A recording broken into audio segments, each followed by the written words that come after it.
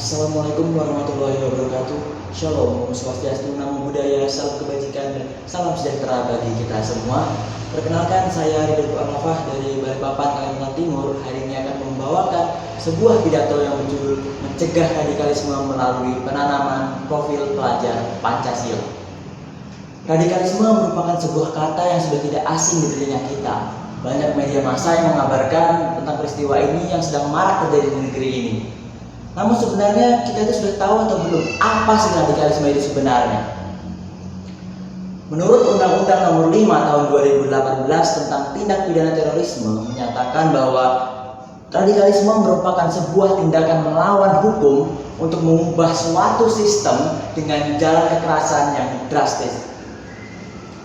Meski begitu, menurut Menteri Koordinator Politik, Hukum, dan Keamanan Bapak Mahfud MD menyatakan juga bahwa radikalisme bisa ke arah positif dan ke arah negatif.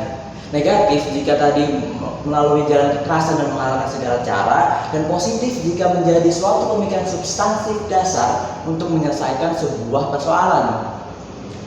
Menurut Kamus Besar Bahasa Indonesia memaparkan ada 3 definisi daripada radikalisme itu sendiri. Yang pertama, radikalisme merupakan paham atau aliran yang radikal dalam politik. Lalu yang kedua, radikalisme merupakan paham atau aliran yang ingin mengubah atau memperbaharui sistem sosial politik melalui jalan kekerasan. Lalu yang ketiga, radikalisme merupakan sebuah paham atau aliran yang keras di dalam perpolitikan.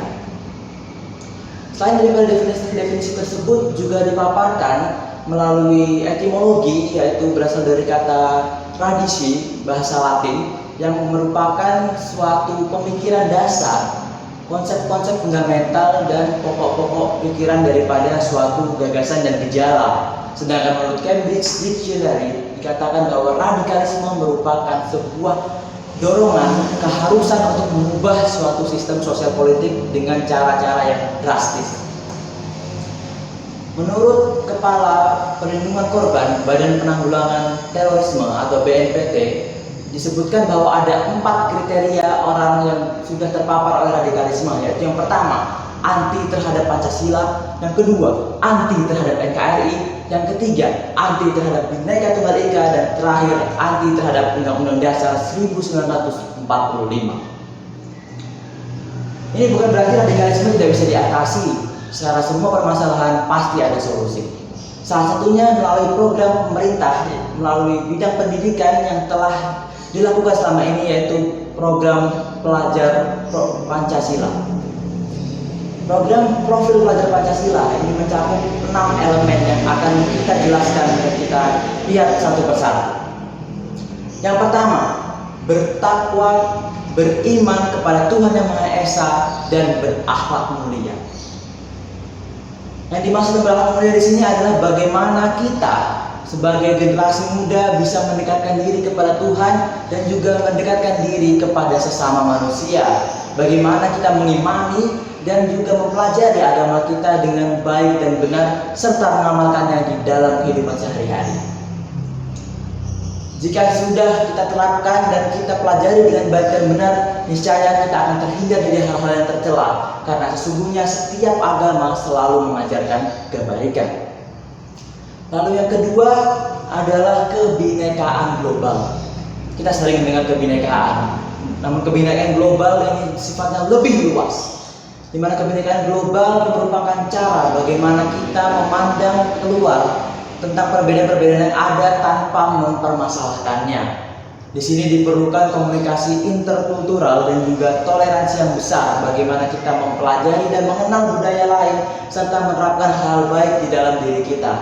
Niscaya dengan adanya kebinekaan global kita bisa menghargai segala perbedaan.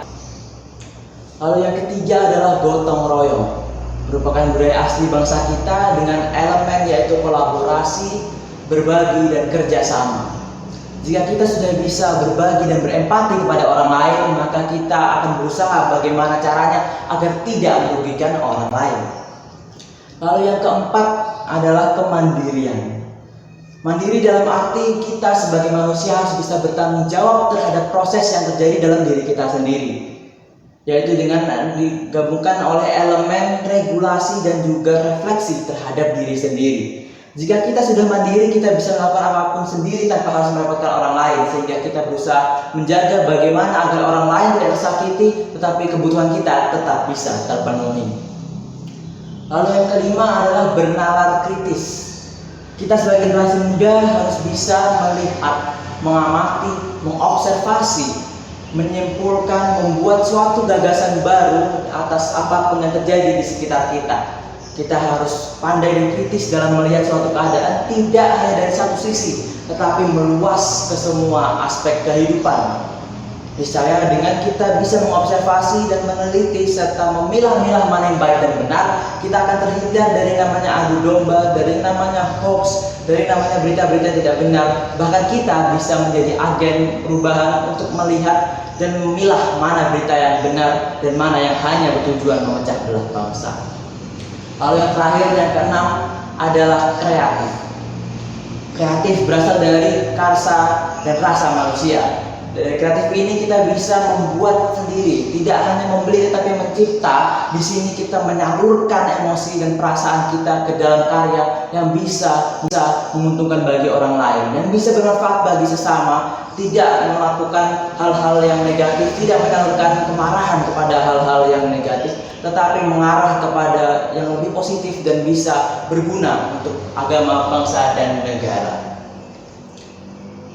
Radikalisme sebenarnya lahir dari sebuah ketidaksesuaian keadaan, ketidaksukaan terhadap seseorang, perbedaan aliran dan kepentingan di dalam kehidupan, perbedaan politik, dan juga ketidaksukaan terhadap suatu perbedaan yang dianggap tidak sesuai.